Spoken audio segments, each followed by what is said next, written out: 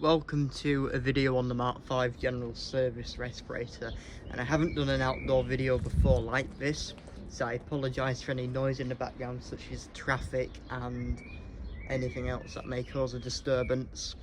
I'll try to speak as clearly as I possibly can, but I thought because it's quite a nice day, why not do a video outdoors instead of inside. So in today's video we're taking a look at the Mk.V general service respirator, which succeeded the Mk.IV, but we'll get onto all the details shortly.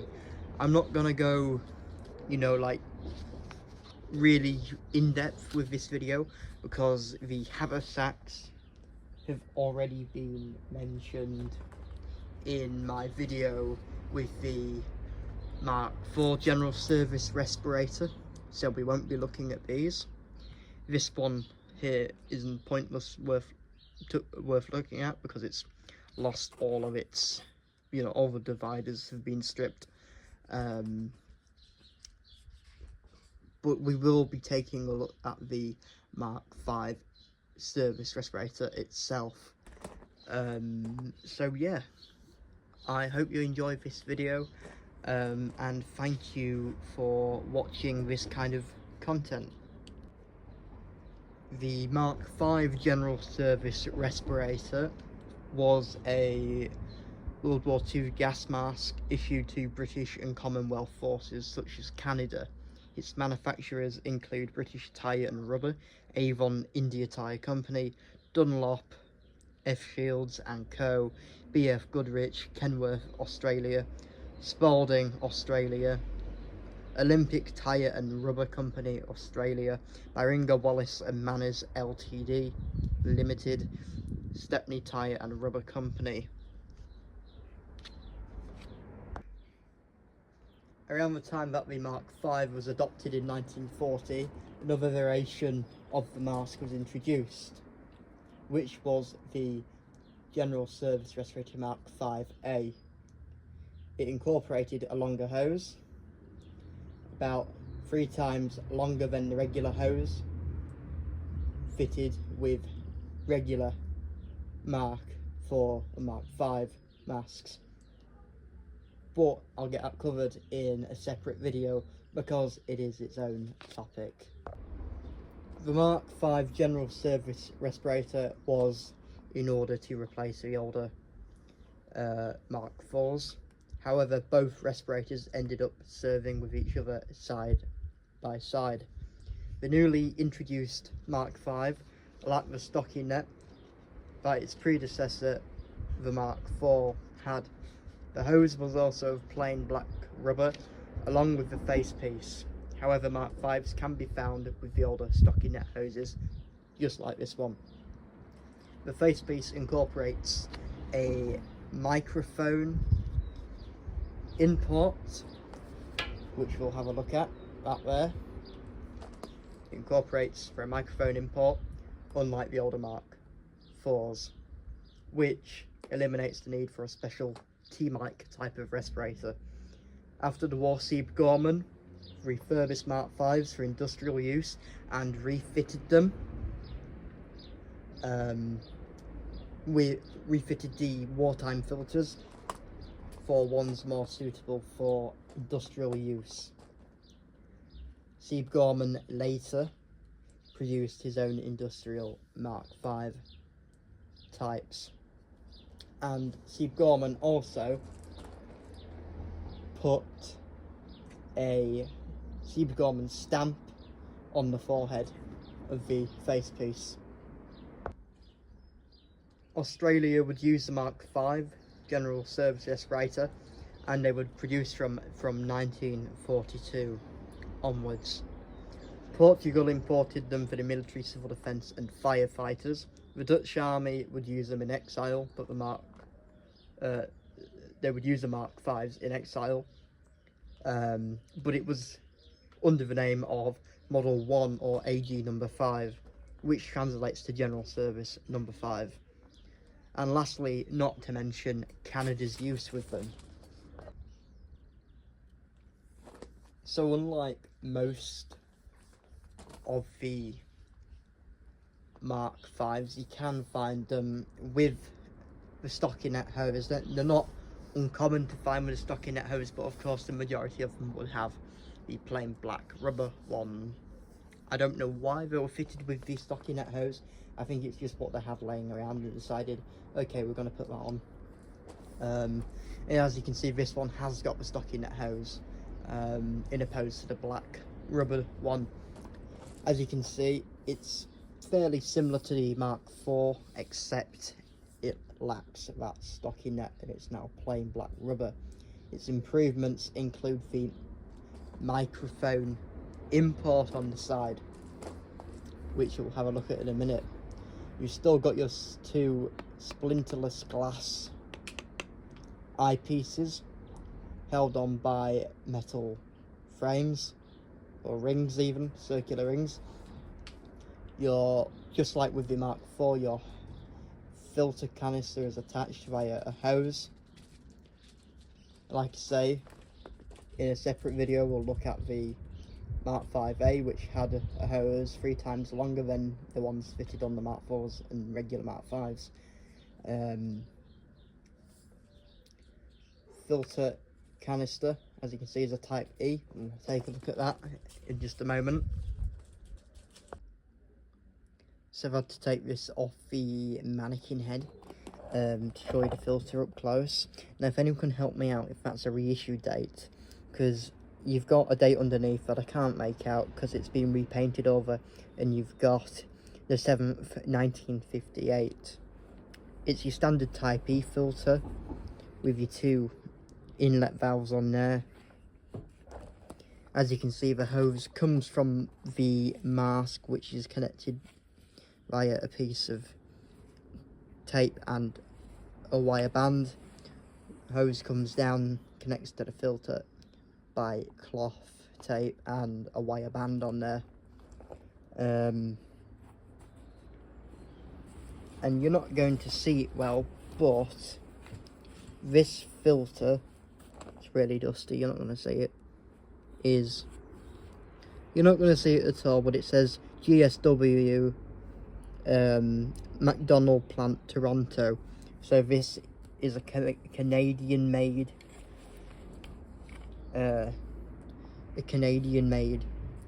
filter that was made in Toronto by the GSW McDonald plant, and then was fitted to this British made Mark V, which is made by Stepney Tyre and Rubber. And like I say, this is your standard Type E filter, as you can see on there, hopefully.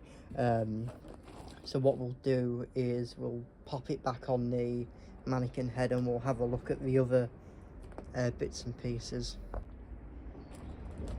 Okay, so you've got your face piece, which I think I've just mentioned, and as you can see, it hasn't got Stockinette, it lacks it, like how the older model, the Mark IV, has it. This is just plain black rubber now, but I've already mentioned that. So we'll move on to the microphone import. So if you're familiar with the Mark IV, you've got the special T mic, because the Mark IV itself doesn't have a microphone import, but the Mark V does, pretty much eliminating the need for a special T mic.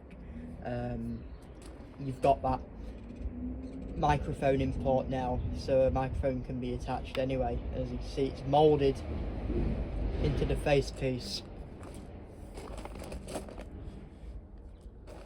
You've got, whether you can see it, but you've got your manufacturer, which is Stepney Tyre and Rubber Company, 1941. You've got your 6-point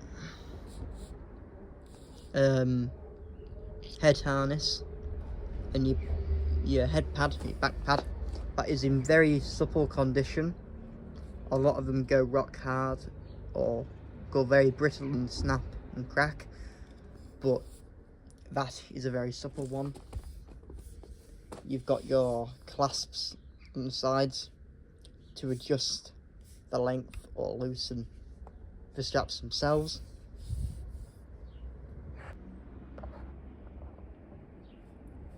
Whether you can see it, but you've got your size stamp, which is normal, on there.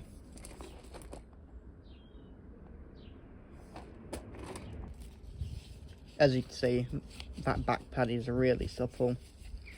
We all know what the inside should look like, as you can see, like that. So that is that Mk.V, and what we'll do is we'll take a look at the other one. In this one you've got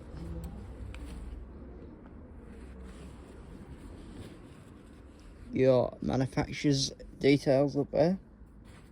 I can't make it out, it's too warm, to be fair. You've got Mk.V with your plain rubber hose this time.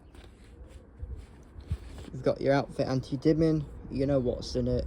It's an outfit anti-dimming. You've got the gel one side, and the cloth the other side. When I mean gel, I mean the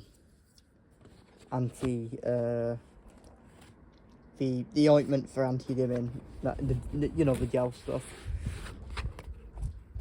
Incomplete, but in this compartment you've got some eye shields. They are reissue ones, I think.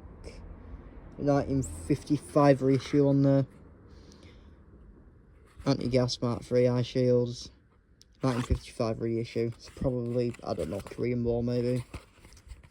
Whether they got reissued with lag, I have no idea. But there's nothing on this, I don't think, that shouts reissue.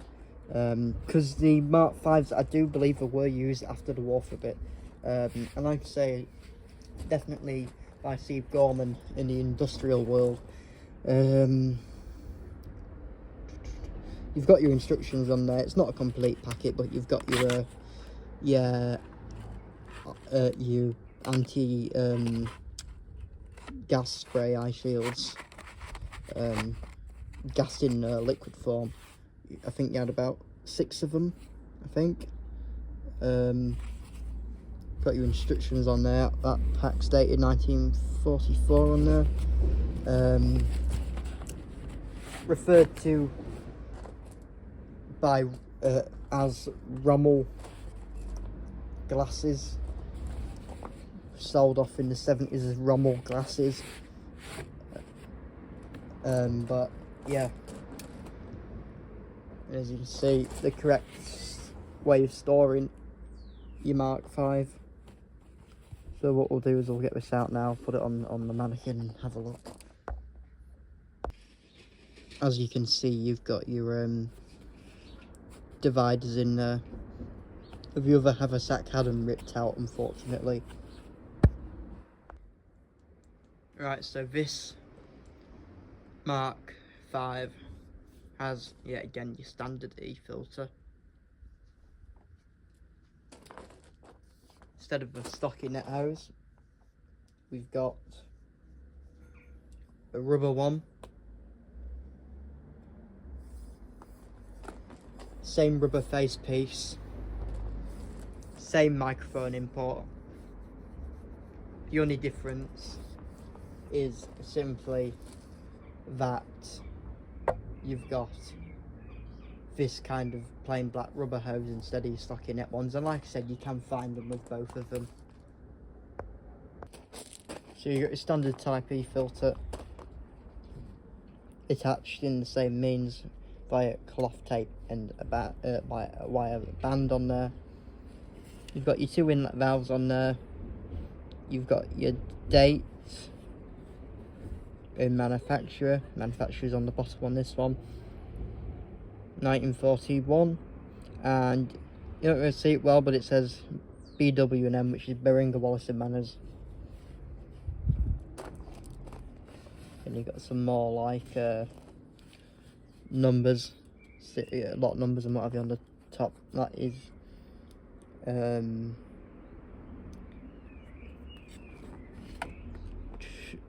yeah, 1941 on the top as well. Not going to see it well, but it's just above my finger there.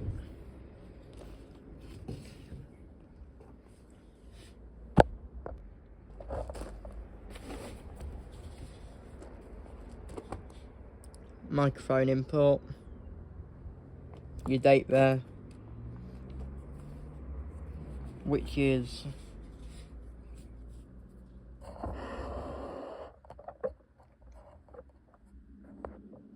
(1941), 5th 1941, made by Avon rubber.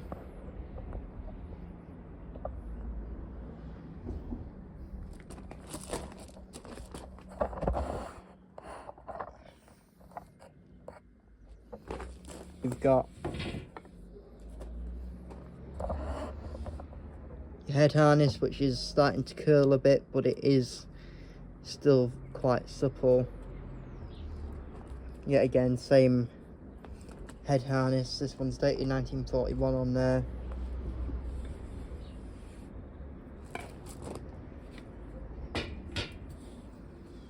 You've got your size stamp,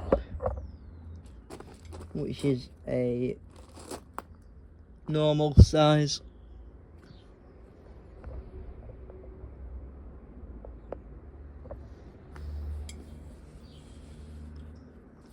Yet again, everything is the same. You got 1941 on the valve there, just above my thumb. And the inside is literally the same. So that is my video on the Mk.V General Service Respirator. I apologise if it was a bit, long-winded.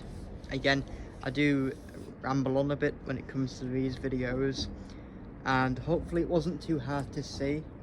I personally struggled making out a few of the markings because it's actually become very, very bright outside today, and the sun is shining. It's a beautiful day, but when you're trying to observe these, it can get a bit bright. The next video I'll probably do at some point next week, hopefully, will be on the telephonist civilian duty respirator that I've got in my collection, and I will also try to aim to do a video on the Second World War 1941 or 40 dated British camp bed that I've got, canvas bed that I've got, on how to set it up, which was requested by Ollie's Trains and Gaming. But I'll try and get that done at some point next week as well, along with that video. So yeah, hopefully you've enjoyed this video. Hopefully it hasn't been too long-winded. It definitely can't be as long as the Mk.V General Service Respirator video. Hopefully not as long as that. But I really hope that you've learned something, and at least I've got the Mk.V out the way. But I will have to try and also do a video on the Mk.V that I've got, yet again, probably sometime in the week, because I've got other stuff to do a video on. So yeah, thanks for watching this video, and I hope you all have a great day.